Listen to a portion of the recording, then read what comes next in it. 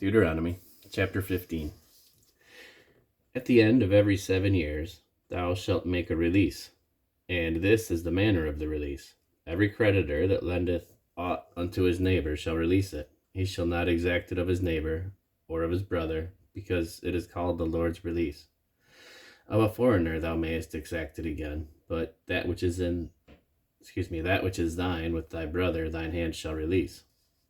Save when there shall be no poor among you, for the Lord shall greatly bless thee in the land which the Lord thy God giveth thee for an inheritance to possess it. Only if thou carefully hearken unto the voice of the Lord thy God, to observe to do all these commandments which I command thee this day. For the Lord thy God blesseth thee as he promised thee, and thou shalt lend unto many nations, but thou shalt not borrow. And thou shalt reign over many nations, but they shall not reign over thee. If there be among you a poor man of one of thy brethren within any of thy gates in thy land which the Lord thy God giveth thee, thou shalt not harden thy heart, nor shut thine hand from the poor brother, but thou shalt open thine hand wide unto him, and shalt surely lend him sufficient for his need, in that which he wanteth. Beware that there be not a thought in thy wicked heart, saying, The 7th year, the year of release, is at hand, and thine eye be evil against thy poor brother, and thou givest him naught, and he cry unto the Lord against thee, and it be sin unto thee. Thou shalt surely give him, and thine heart shall not be grieved when thou givest unto him, because that for this thing the Lord thy God shall bless thee in all thy works, and in all that thou puttest thine hand unto. For the poor shall never cease out of the land. Therefore I command thee, saying, Thou shalt open thy hand wide unto thy brother, to thy poor, and to thy needy in thy land. And if thy brother, an Hebrew man or an Hebrew woman, be sold unto thee, and serve thee 6 years, then in the 7th year thou shalt let him go free from thee. And when thou sendest him away free from thee, thou shalt not let him go away empty.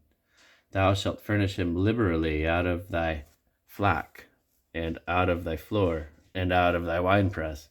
Of that wherewith the Lord thy God hath blessed thee thou shalt give unto him. And thou shalt remember that thou wast a bondman in the land of Egypt, and the Lord thy God redeemed me. Therefore I command thee this thing today. And it shall be, if he say unto thee, I will not go away from thee, because he loveth thee and thine house, because he is well with thee, then thou shalt take it all, and thrust it through his ear unto the door, and he shall be thy servant forever. And also unto thy maidservant thou shalt do likewise. It shall not seem hard unto thee when thou sendest him away free from thee, for he hath been worth a double hired servant to thee, in serving these 6 years. And the Lord thy God shall bless thee in all that thou doest. All the firstling males that come of thy herd and of thy flock shalt thou sanctify unto the Lord thy God. Thou shalt do no work with the firstling of thy bullock, nor shear the firstling of thy sheep. Thou shalt eat it before the Lord. Thou shalt eat it before the Lord thy God year by year in the place which the Lord shall choose, thou and thy household. And if there be any blemish therein, as if it be lame or blind or have any ill blemish, thou shalt not sacrifice it unto the Lord thy God.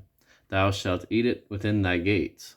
The unclean and the clean person shall eat it alike, as the roebuck and as the hart. Only thou shalt not eat the blood thereof. Thou shalt pour it upon the ground as water.